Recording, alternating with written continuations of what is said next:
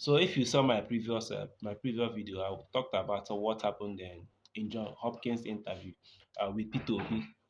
It was a boss what Peter Obi didn't say and what he said. People took it personal that he was demarketing Nigeria and a whole lot.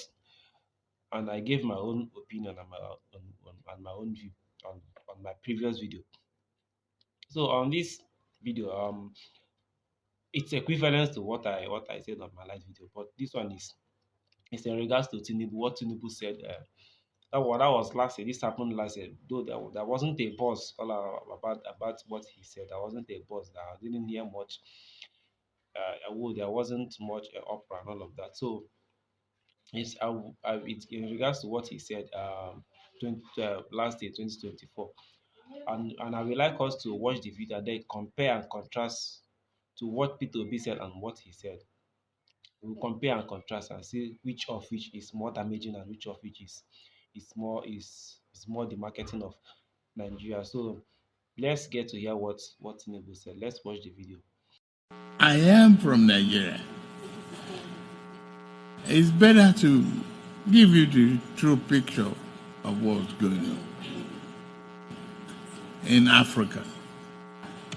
We have terrorism challenges, insecurity challenges that are preventing farmers to even go to their farm. We have problem in Sudan, displacing people. We have problem of climate change, flooding, destroying crops. And we have problem of protectionism. We have problems. It is very important to make it clear and louder here. We have problem of out of school children.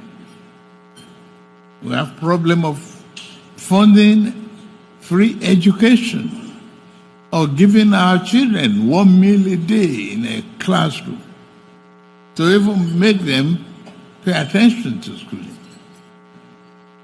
Africa has that problem. Okay, here it's not something that you didn't have to think hard or need someone to explain it to you for a better understanding, for clarity. He said it was very clear. He was out there talking about what is happening in Nigeria. Now my question is, with what he said and what Peter Obi said, which is more damaging to Nigerian image, which is demarketing Nigeria the more, which is more destroying the Nigerian image, which is more destructive to Nigerian image. What he said and what Peter Obi said, which is more destructive. You know, when he said, no, this thing happened, like I said last year. This was a G20 summit, which happened in Brazil, Rio. So this happened, and this was what he said on that summit. Now, the most shameful and the pitiful part of what he said is he's not actually saying all of this because he is looking for a way to tackle all of this problem he listed in that summit in Nigeria. He was not looking for a way to tackle it. This is more of his own bargaining chip to get free money from the international community. Just listening to the way he presented these issues. It's more of his own bargaining chip to get free money, from the international community. This is more pitiful and more shameful to a country called Nigeria. Now, Peter Obi was in John Hopkins interview, and then was in John Hopkins, and he gave an interview, and then he said a lot. He did not actually said all of this, all the things that people are claiming that in a way people are claiming that he said it. He said a lot of things which he puts Nigeria in a very good way. He presents Nigeria with a very good image. Let me use the present Nigeria with a very good image. And then he pointed out the problems that is rocking Nigeria, that is stopping Nigeria from achieving what it's supposed to achieve, according to him. But here we see Tinubu. explicitly saying that there is terrorism in Nigeria. People can no longer go to farm because of terrorism. There is out of school children. Children cannot eat one square meal in school in schools. There is, and I don't even know why he mentioned climate change. A whole lot of things. Now he's not actually like I said, he's not looking for a way to tackle these problems. He's just presenting these problems as his own bargaining chips to get free money. That is the most shameful part of this thing, which is what P2B did and what he did, which is more destructive. Now P2B is presenting Nigeria in a more like in a way that he Nigeria has everything it takes to invite for investors to come to Nigeria and invest. He is putting Nigeria in that manner. But here, the president is telling the world that Nigeria needs free money because of insecurity, because of out of school children and climate change and all of that. Nigeria, we need free money. We don't need investors. What we need is free money. Now, we didn't hear any boss. We don't see Sanwo-Olu coming to tell the president that what you said is not good. We didn't see any of his media aides. We no see the audios of Carlo. No, I'm not even supposed to mention that man's name because that man is, I don't know. The man is he's just useless to he's just useless to us in the southeast. We didn't see any of them talking about how this what he said there is damaging to Nigerian image. We didn't there was no buzz, there was no nothing. And the irony of this whole thing is there has never been in any way or in any format that this man is actually doing anything to say maybe he has said, okay, I have done this, I have done that in that summit. But these things are still persisting. Nothing. He did not present anything that he's actually doing to tackle all of this problem. The out of school children, the insecurity, the people that cannot go longer go to farms and all of that. He does anything to steer the international community. Look, I'm doing this, I'm doing that to tackle all of this problem. He didn't say he just went ahead and said what he have to say, so he will get free money from the international community. It's really it's a shameful act. It's really a shameful act. When he assumed office, what did he do? He is telling the international community there is no money to to give uh, people 1 square meal. There is no money. That when he assumed office, what did he do? He bought cars for his wife, which is was it in the tune of 1.5 billion naira or thereabouts.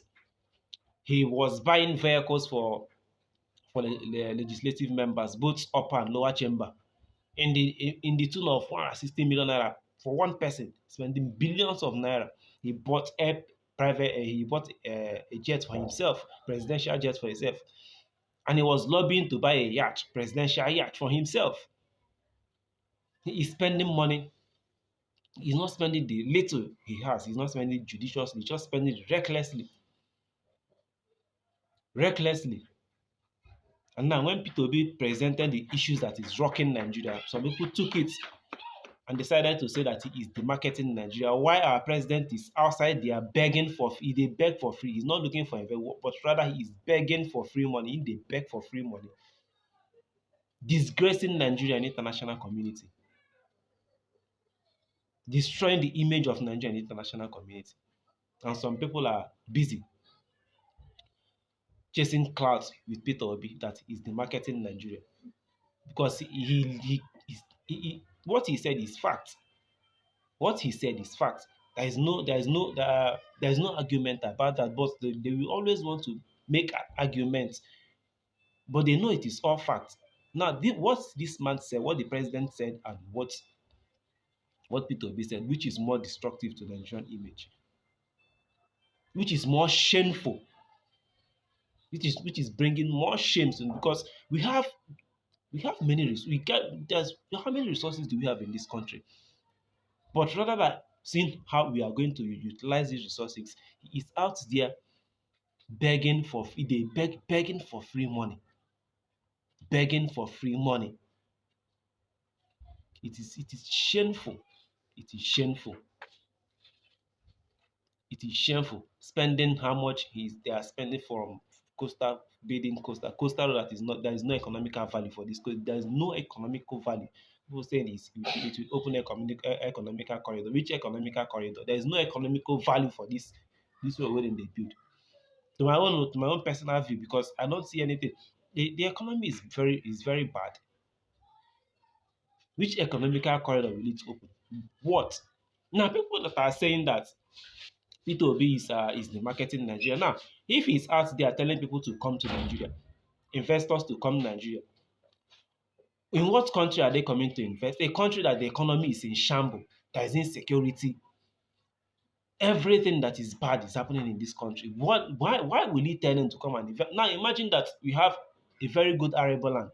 Now you tell the investors to come and invest. We have arable land. They should come and cultivate in our country. Now they came in with their money to cultivate in this country, and then Fulani herdsmen with their cows destroy their crops and their farms, kill their workers, and then kidnap the one they can kidnap. And when you see the way these people talk, when I don't, to me this, they are just evil. They are just pure evil. They are seeing all the all the bad things that is happening in Nigeria. Seeing that these things are bad, and they see and say this man is not doing anything.